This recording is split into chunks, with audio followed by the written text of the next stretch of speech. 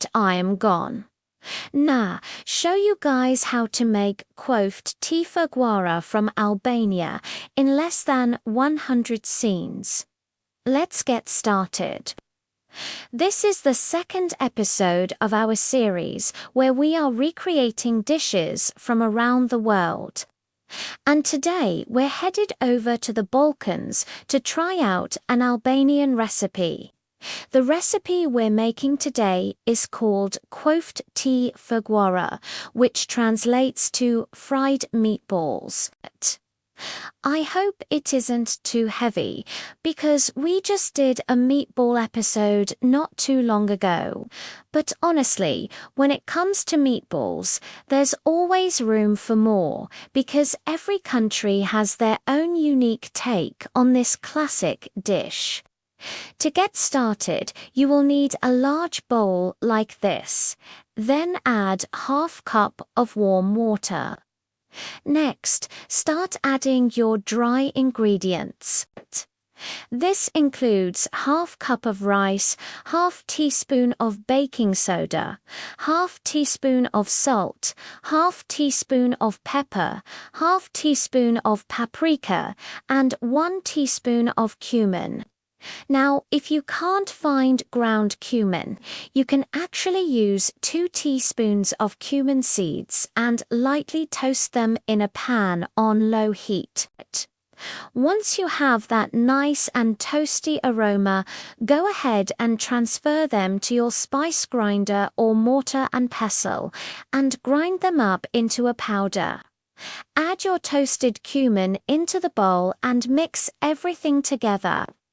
Next, add 1 egg to the bowl and mix everything together until the egg is fully incorporated.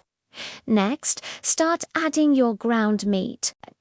For this recipe, I'll be using ½ pound of ground lamb and ½ pound of ground beef.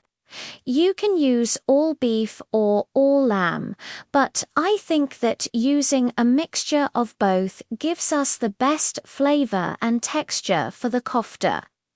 Go ahead and mix everything together with your hands until they are well combined. Next, go ahead and cover the bowl with plastic wrap and let it rest in the refrigerator for at least 30 minutes. This step is optional, but letting the mixture chill will allow the flavors to blend and also help to firm up the mixture so that they are easier to work with. When you're ready to form the kofta, place a generous amount of the mixture on your lightly floured surface. Then start to form the mixture into a log shape. Roll the log out into a flat sheet about 4 inches wide by 8 inches long. Use your fingers to smooth out any cracks in the sheet. Then roll the sheet tightly from the long edge to form a tight cylinder. Secure the seam by pinching it with your fingers. Try to make the cylinders as even as possible so that they cook evenly. Once you finish forming all of the cylinders, go ahead and roll them in some flour to coat them. While you're forming your cylinders, go ahead and add 2 tablespoons of oil to your pan on medium heat. Once the oil is hot, add your kofta to the pan. If they aren't browned on all sides yet, go ahead and brown them.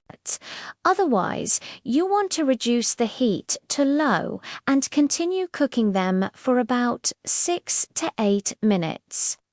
The reason why we re-cooking them on low is because we don't want the outside to burn before the inside is cooked through. While the kofta are cooking, go ahead and flip them occasionally to ensure that they brown evenly. Once your kofta are done cooking, go ahead and remove them from the pan and set them aside. Next, add another tablespoon of oil to the pan. Once the oil is hot, add 1 chopped onion and cook them on high heat for about 1 minute. After a minute of cooking, go ahead and add 2 cloves of minced garlic. Continue to fry the garlic on high heat for about 30 seconds. Then add half cup of tomato puree and fry it for another 30 seconds. This sauce will act as a gravy for the dish. Next, add 1 cup of water to the pan. Then add your kofte back to the pan. Bring the water to a boil.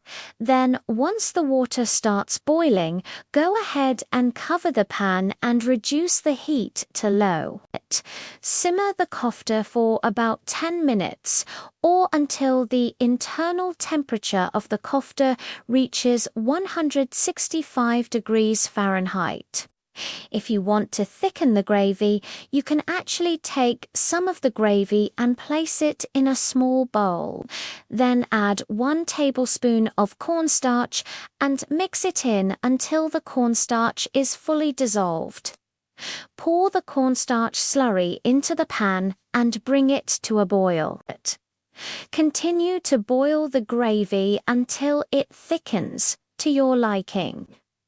Once your gravy is thickening, go ahead and stir in 1/4 cup of chopped fresh parsley.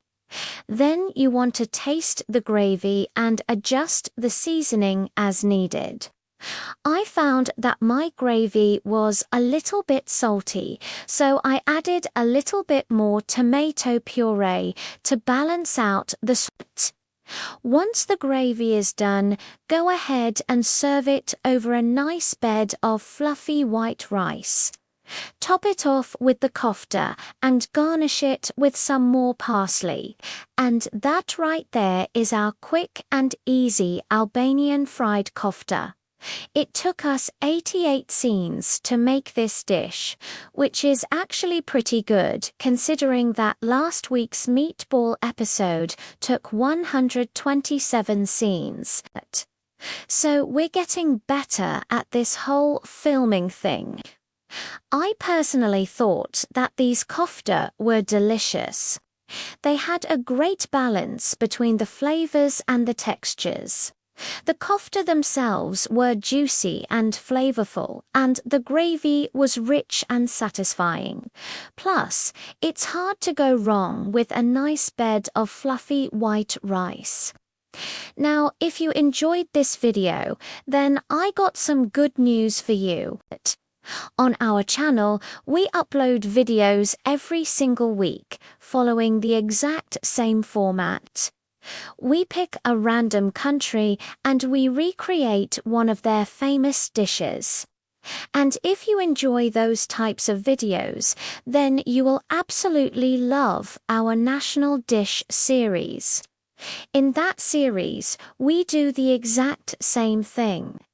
We pick a country and we recreate one of their famous national dishes. The only difference is that we spend a lot more time on each step, because I want to teach you guys how to make the dish yourself. Also, I love nerding out about the history of food and where each dish comes from. So those videos are definitely a lot longer and they are super fun to make. Anyways, thank you guys so much for watching. Don't forget to drop a like on this video if you enjoyed it. And also subscribe to our channel if you haven't already. And I'll see you next time.